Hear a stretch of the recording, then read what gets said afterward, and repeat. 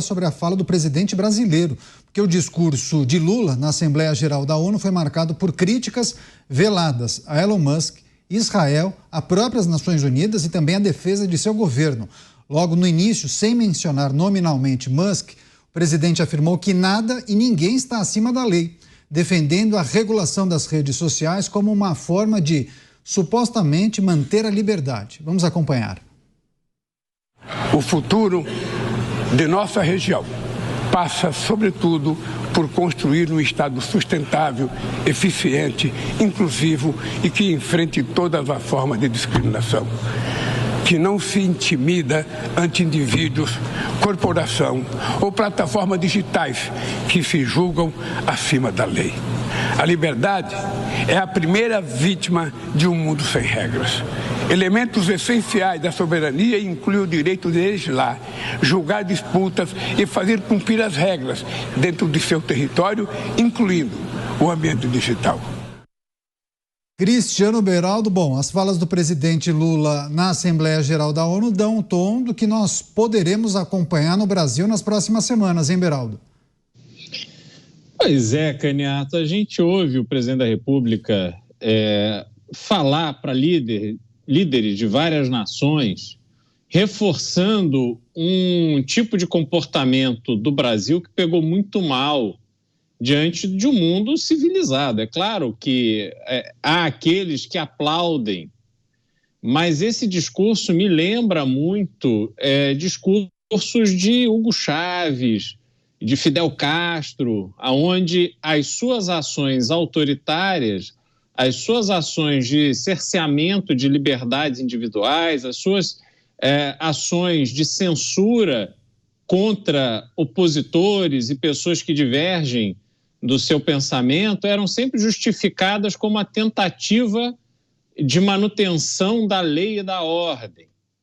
Quando, na verdade, ao tomar a iniciativa que o Brasil teve contra a rede social X, e obviamente não foi uma decisão do governo, foi uma decisão do judiciário que é apoiada e celebrada pelo governo, por membros do governo, a gente vê claramente, e nós convivemos nesse ambiente do Brasil, a gente sabe do que se trata. Essa dificuldade em conviver com a crítica traz um tipo de pensamento que é totalmente autoritário.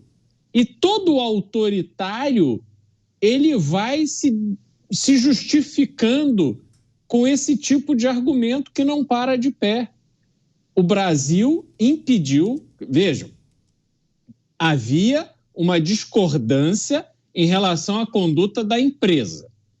E aí a punição que se aplica à empresa é impedir que 22 milhões de brasileiros parem de utilizar uma plataforma que era extremamente útil para se informarem, se comunicarem, trabalharem, manter as suas relações sociais.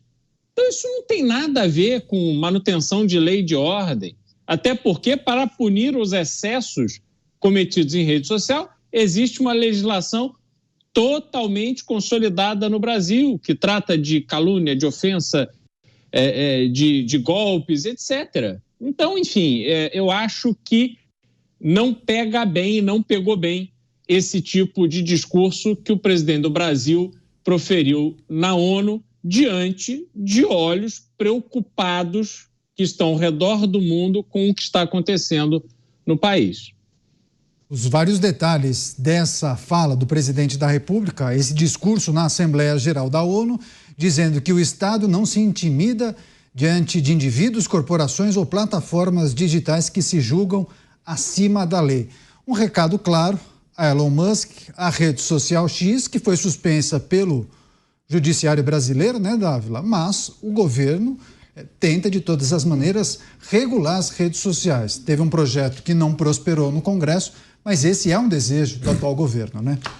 O governo tem uma agenda completamente ultrapassada. Primeiro, essa agenda de regular rede social, que é, na verdade, reiterar a censura que existe no Brasil, que nós deveríamos nos envergonhar, ao invés de enaltecer. Segundo ponto, essa ideia de perseguição a bilionário, a taxar os ricos do mundo. O Brasil tem uma pauta completamente furada, que não toca ninguém, a não ser essa diplomacia do sul global, que não vai levar o Brasil a lugar algum. O Brasil, na fala do presidente, criticou sim o ataque de Israel ao Líbano para combater uma organização terrorista, o Hezbollah e o Hamas. Veja só, este é o mesmo fórum no qual o chanceler brasileiro Oswaldo Aranha abriu a primeira Assembleia da ONU justamente defendendo a criação do Estado de Israel. Veja só o que era a diplomacia do Brasil no tempo de estadistas e o que é a diplomacia do Brasil em tempos de militantes. E, por fim, os dois assuntos mais relevantes que o Brasil poderia se manifestar na ONU, que interessa realmente ao mundo, são dois apenas. Primeiro, o guardião da maior floresta tropical do mundo. Nisso, a única coisa que ele disse é que ainda temos muito mais a fazer. Muito mais a fazer no momento que nós tivemos o maior desastre climático na história do país. Não só na Amazônia, como no Rio Grande do Sul, como no Cerrado, como no resto do Brasil, que está em verdadeiro chamas o país. E segundo, é a questão da segurança alimentar do mundo. Não mencionou uma única palavra sobre o agronegócio, porque na visão dele, o agro é de direita e é fascista. Zé Mota, a gente vai trazer os outros pontos do discurso do presidente brasileiro, mas antes, suas impressões para essa reflexão do presidente Lula sobre regulação das redes. Para ele, regulamentar garante a liberdade. Tudo na vida, Caniato, é possível quando você combina liberdade, segurança e genialidade. A grande falha da imaginação do pessoal da esquerda é que eles realmente não entendem como a riqueza é gerada. Num ambiente de livre mercado, quando você tem liberdade, você só fica rico quando você produz alguma coisa que é útil para os outros. Porque não existe a possibilidade de você confiscar o dinheiro das pessoas. De você chegar e dizer, Dávila, a partir de agora, 50% do que você ganhar é meu. Não, você tem que vender um produto ou prestar um serviço que o Dávila e o Beraldo gostem. O Elon Musk, ele criou um foguete que dá marcha ré. Eu recomendo a quem não viu ainda, entra na internet, procura um vídeo, tem um vídeo ótimo, é de um sujeito que está num barco no meio do mar, de repente ele olha para cima, parece um troço, ele começa a filmar, é um foguete descendo de ré. Depois de colocar os astronautas no espaço, o foguete pousa na Terra e pode ser usado outra vez. Vocês sabiam que todas aquelas missões que enviaram homens à Lua, aqueles foguetes enormes, eles caíram, depois que eles colocavam os astronautas em órbita, eles caíam no mar e se perdiam para sempre. Eram bilhões de dólares jogados fora. O Elon Musk reinventou o automóvel. Ele criou o carro elétrico, o Tesla, movido por software. Eu tenho um amigo, Fábio Sampaio, mora nos Estados Unidos, ele usa um. Ele me diz, agora acabei de fazer um novo download do software do carro. O carro agora faz isso, faz aquilo outro. Mais da metade dos satélites em órbita do planeta Terra, 6.200 e tantos, pertence à empresa de Elon Musk. A empresa SpaceX vai lançar uma missão a Marte daqui a 2 anos. Da mesma forma que Bill Gates na Microsoft, que Steve Jobs na Apple. O Elon Musk só ficou bilionário porque ele melhorou a vida de milhões de pessoas no mundo inteiro. Isso, infelizmente, a turma da esquerda jamais vai conseguir entender. Por isso, tanto rancor contra as pessoas bem-sucedidas. Então eu deixo aqui, para encerrar o meu comentário, meus respeitos e o desejo de uma longa vida para Elon Musk. Tem um outro aspecto, uma outra parte do discurso sobre conflito no Oriente Médio. O chefe do executivo disparou várias críticas contra a ONU por não criar um Estado palestino e contra Israel, afirmando que o país judeu mata inocentes. Vamos acompanhar. Em Gaza e na Cisjordânia, assistimos a uma das maiores crises humanitárias da história recente. e que agora se expande perigosamente para o Líbano. O que começou como ação terrorista de fanáticos contra civis israelenses inocentes tornou-se uma punição coletiva de todo o povo palestino. São mais de 40 mil vítimas fatais, em sua maioria mulheres e crianças. O direito de defesa transformou-se no direito de vingança, que impede um acordo para a liberação de reféns e adia o cessar-fogo. Pois é, questões delicadas abordadas pelo presidente brasileiro. Você, Beraldo, segundo o presidente da República, é preciso criar o Estado palestino e ele atacou Israel, falando que o país acaba promovendo uma vingança e matando inocentes. Bom, vamos lá, Caniato. Vamos começar do começo. Primeiro, vejam que é preciso ter credibilidade e respeito para abordar um tema tão sensível quanto o que acontece na região de Israel, que envolve a Cisjordânia, a faixa de Gaza. Por quê? Porque aquilo ali é uma realidade hoje que resulta de uma construção de 2000 anos. Não é simplesmente você achar que sabe, não é simplesmente você ler as notícias de hoje e emitir a sua opinião. Então é preciso conhecer para saber o que falar de forma apropriada. Quando o presidente diz que agora é uma guerra contra um povo, né, e que se contrapondo ao fato de fanáticos, é verdade, fanáticos invadiram Israel e assassinaram civis. Só que quando você olha para este povo, o povo da faixa de Gaza é completamente dominado pelo Hamas, que assumiu a presidência da faixa de Gaza numa eleição e nunca mais saiu. E a doutrinação ali é de toda a população que é comandada com mão de ferro, ou pelo menos era. Eles eram ensinados a odiar, a querer matar, querer a morte dos seus vizinhos, dos israelenses, quererem o fim de Israel. Então a gente precisa colocar isso no contexto. Depois o presidente brasileiro destaca um número absurdo, que segundo ele é inaceitável, de 40 mil mortes de homens, mulheres, crianças, idosos em um ano de guerra. E olha só, Caniato, que coincidência! Morreram no Brasil, nos últimos 12 meses, exatamente o mesmo número de pessoas. E eu não vejo essa indignação. Eu não vejo, olha, é o presidente da República que está na posição de tomar medidas efetivas para resolver o problema dentro de casa. Mas quando vai à tribuna da ONU, quer apontar o dedo para Israel. Então, assim, eu realmente não consigo entender esse tipo de postura. E para finalizar o meu comentário, eu preciso destacar o que disse o presidente brasileiro em relação a uma guerra ter se tornado uma vingança. Quando vingança foi a palavra utilizada por ele em uma entrevista, já depois de assumir pela terceira vez a posição de presidente da República, para se referir ao ministro, ao juiz, ex-ministro Sérgio Moro, e aos procuradores da Lava Jato, que ele buscava vingança contra essa gente.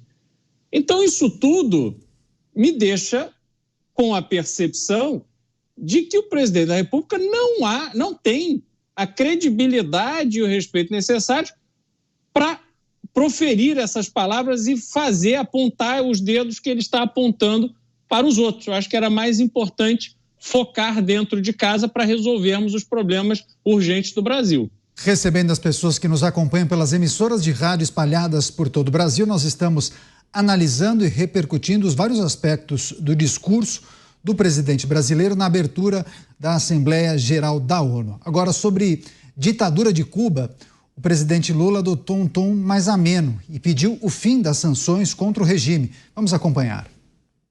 É injustificado manter Cuba em uma lista unilateral de estados que supostamente promovem terrorismo e impor medidas coercitivas unilaterais que penalizam indevidamente as populações mais vulneráveis.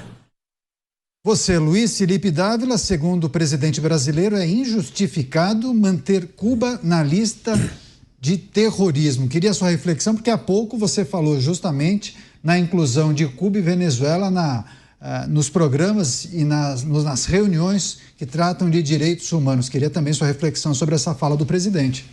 Não, o Comitê de Direitos Humanos pertencer Cuba e Venezuela é um assinte à palavra direitos humanos, tá certo? Que ele respeitar, acima de tudo, as liberdades individuais.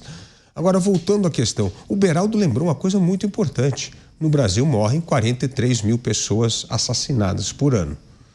E o que o presidente da República acha? Boa pergunta do Beraldo. Acho que essa merece uma resposta. O que ele está fazendo para evitar essa tragédia anual? Porque no caso de Israel, é uma guerra, é uma coisa pontual, vai acabar. Não, no Brasil é todo ano isso. É todo ano uma guerra da magnitude do que vem acontecendo no Oriente Médio. Segundo ponto, há um total desentendimento do presidente do que é uma organização terrorista. Por isso que ele não entende nem Cuba, nem a Palestina. Porque não é a Palestina que é um estado terrorista. O terrorismo são dois movimentos, Hamas e Hezbollah, que infernizam a vida de Israel há muito tempo.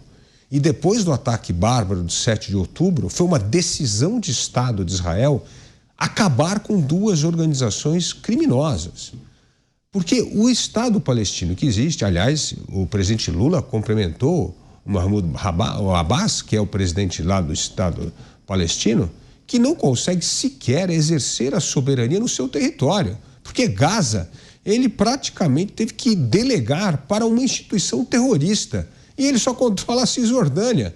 Então, quer dizer, o tal do presidente não consegue sequer manter a sua unidade territorial do país, a sua soberania nas regiões, porque tem uma organização terrorista que, inclusive, desestabiliza a Palestina, desestabiliza o Oriente Médio. Não é só Israel.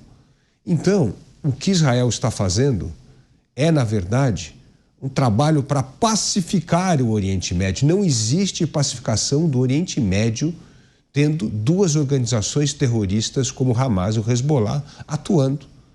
E isso é tão importante que os outros países do Oriente Médio, países inclusive árabes, não estão se opondo a Israel, ou seja, não estão criticando Israel abertamente como o presidente Lula está fazendo. Porque eles entendem a importância disso para restaurar a estabilidade na região. E voltando a Cuba, é isso mesmo. Enquanto Cuba não tiver uma democracia, assim como a Venezuela, tem que ter sanção mesmo, tem que jogar duro. O mundo não pode aceitar ditadores que prendem, torturam e empobrecem as pessoas por causa dos seus devaneios ideológicos e tirânicos. Nesse sentido, Lula está completamente distanciado do que a realidade é. A realidade é respeito às liberdades individuais, coisa que não existe nem em Cuba, nem na Venezuela. Os pontos tratados pelo presidente brasileiro nesse discurso, Mota, dois aspectos para a gente refletir. O presidente brasileiro assume o papel de promotor de acusação no caso de Israel e de advogado quando fala de Cuba, né? Um grande pensador, Caniato, cujo nome, infelizmente, eu esqueci agora, disse uma vez uma coisa muito inteligente. Ele disse o seguinte: eu consigo diagnosticar que você é dominado por uma ideologia se, a partir de uma única opinião sua, eu consigo prever todas as outras. Então vamos fazer esse jogo, vamos jogar esse jogo aqui. Você me diz que você defende Cuba. Cuba é um país que precisa ser apoiado, tem que acabar as sanções. Então, baseado nisso, eu vou adivinhar todas as suas outras opiniões. Você é a favor do desencarceramento de presos, porque o Brasil prende demais. Você ataca Israel e defende os terroristas palestinos. Você é contra o direito de propriedade, você apoia o MST e você tem rancor dos empreendedores ricos. Você é a favor da liberação das drogas e do aborto. Você acha que a polícia é opressora e deve ser vigiada. Você idolatra Marx e Paulo Freire, mesmo sem ter nunca lido um único livro deles. Então, deixa eu adivinhar a sua ideologia. Você é um robô controlado pela ideologia de esquerda. E o Beraldo dá risada. Beraldo, quer também comentar sobre a posição do presidente brasileiro em relação a Cuba? Você mora nos Estados Unidos e certamente Cuba faz parte das discussões com muitos norte-americanos, né? Não, faz, uma situação que já deveria ter sido resolvida há muito tempo. Na verdade, houve uma flexibilização na época do governo Obama e aumentaram o número de justificativas para que americanos pudessem visitar Cuba e tal. E aí eu pergunto, quem mais perde em relação a essa situação que Cuba mantém, de se manter uma ditadura, de negar a democracia, manter o povo cubano numa tentativa de isolamento, né, e que se curva a uma situação absolutamente absurda. Muitos cubanos foram para os Estados Unidos, ou vieram para os Estados Unidos, fizeram a vida aqui. Hoje, os Estados Unidos têm na sua política senadores, prefeitos, inúmeras pessoas de expressão na polícia, na imprensa, que mandam dinheiro e sustentam pessoas em Cuba porque o próprio governo não é capaz de fazê-lo. Então, a mudança que precisa haver em relação a Cuba tem que vir de dentro de Cuba, porque Cuba precisa perceber o quanto está perdendo, mantendo-se a par ou afastada, apartada desse mundo democrático, próspero. Então, ali tem tudo para ir bem. Você poderia ter uma indústria do turismo ali muito dando emprego, gerando riqueza. Havia, inclusive, às vésperas da Revolução, colocou Fidel Castro no poder, havia ali um projeto muito grande de investimento norte-americano sendo executado. E eles refutaram isso tudo para viver esse sonho absolutamente furado, esse desastre chamado comunismo. E aí o que resta a Cuba? Os amigos para defendê-lo. Então, vai o presidente brasileiro, que tem uma longa relação com Cuba, um dos seus amigos, conselheiros, pessoas mais próximas, José Dirceu, viveu em Cuba, enfim, tem ali laços muito profundos.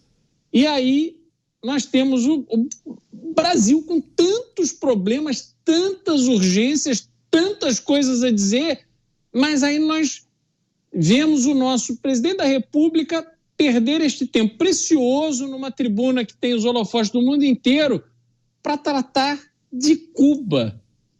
O que falar sobre isso, Caniato? Eu acho que isso diz muito mais sobre o Brasil de hoje do que efetivamente sobre Cuba ou uma eventual colaboração de resolver essa situação. A situação será resolvida se Cuba quiser. Se não quiser, vai viver à margem do mundo e o mundo vai continuar andando como se Cuba não existisse. Talvez algum líder de um país vizinho ao Brasil esteja com ciúmes, hein, Beraldo? Anota aí, hein? Tem um outro destaque, porque o chefe do executivo ainda condenou os gastos dos países com defesa militar e a falta de recursos para combater a fome e também mudanças climáticas. Acompanhem. Os gastos militares globais cresceram pelo 9º ano consecutivo e atingiram 2 trilhões e 400 bilhões de dólares. Mais de 90 bilhões de dólares foram mobilizados com arsenais nucleares. Estes recursos poderiam ter sido utilizados para combater a fome e enfrentar a mudança do clima. O que se vê é o aumento das capacidades bélicas. Por fim, Lula afirmou que o seu governo faz muito para enfrentar as queimadas, mas afirmou que é necessário mais ações. No sul do Brasil, tivemos a maior enchente desde 1941. A Amazônia está atravessando a pior estiagem em 45 anos. Incêndios florestais se alastraram pelo país e já devoraram 5 milhões de hectares apenas no mês de agosto. O meu governo não terceiriza a responsabilidade e nem abdica da sua soberania. Já fizemos muito, mas sabemos que é preciso fazer muito mais. Aí, presidente brasileiro enaltecendo a gestão da crise climática e também no combate às queimadas. Último giro com os nossos comentaristas. Você, Mota, depois eu passo para o Dávila. A causa de todos os males do planeta são as mudanças climáticas causadas pelo capitalismo malvadão. Nós já falamos sobre isso aqui, né? Não é que não existam evidências de mudanças climáticas. Claro que existem, porque o clima muda desde que o mundo é mundo. Olha, quem estuda um pouquinho esse assunto vai se lembrar que o mundo já teve até uma pequena idade do gelo. Agora, não faz muitos séculos, na Idade Média. Eu publiquei há pouco tempo um artigo sobre isso. Há décadas, esses especialistas climáticos são mais especialistas do que os especialistas em segurança pública, hein? Há décadas, eles fazem previsões catastróficas que nunca acontecem. Olha, a ciência, ela é feita de refutação, é assim que ela avança. Uma das características imprescindíveis de uma hipótese científica, segundo o filósofo Karl Popper, é que ela seja refutável, ou seja, tem que ser possível que você prove que ela está errada. Mas esse debate sobre mudanças climáticas, ele está totalmente interditado. Virou um dogma proclamado por gente que nunca leu um artigo sobre esse assunto. Eu ia dizer livro, mas não vou nem exagerar, né? Nunca leu um artigo sobre isso e se declara autoridade. E aí, vou lembrar aqui o que diz o ex-ministro Aldo Rebelo no livro ótimo que ele lançou sobre a Amazônia. É gente que age pautada por ONGs internacionais. ONGs que, como denuncia Aldo Rebelo, estão, obviamente, a serviço de interesses estrangeiros. Eu só vou lembrar a vocês, eu sou o mais velho aqui do programa. Quando eu era jovem, Caniato, a grande ameaça para a humanidade, primeiro, era a guerra nuclear. Nós íamos todos morrer no apocalipse nuclear. A gente vivia, tinha a sociedade dos cientistas atômicos que tinha um relógio do apocalipse. Aí faltava 10 minutos para o apocalipse, eles atrasavam, adiantavam. Depois, Caniato, passou a ser o tal buraco na camada de ozônio. É verdade. Nós íamos morrer daqui a 10 anos, não existe mais vida na Terra, porque o buraco está aumentando. Agora, sumiu tudo.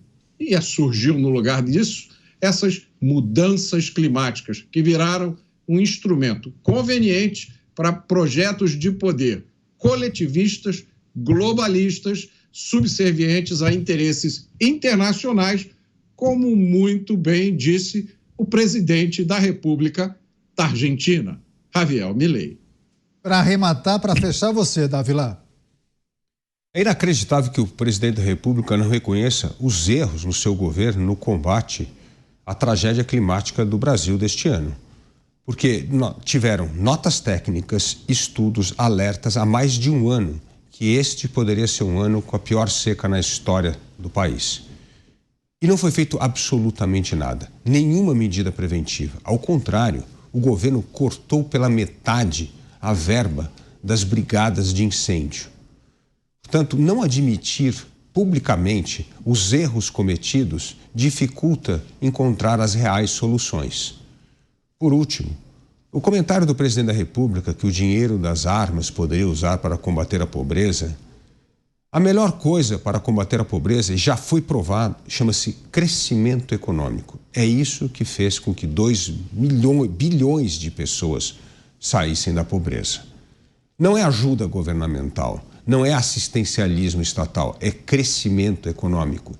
E crescimento econômico se dá com mais mercado, com mais concorrência, com mais competitividade, com mais produtividade. Coisas que no Brasil não ocorrem há 40 anos. A gente segue acompanhando essas movimentações na ONU, qualquer novidade, a gente traz aqui para discutir com os nossos comentaristas.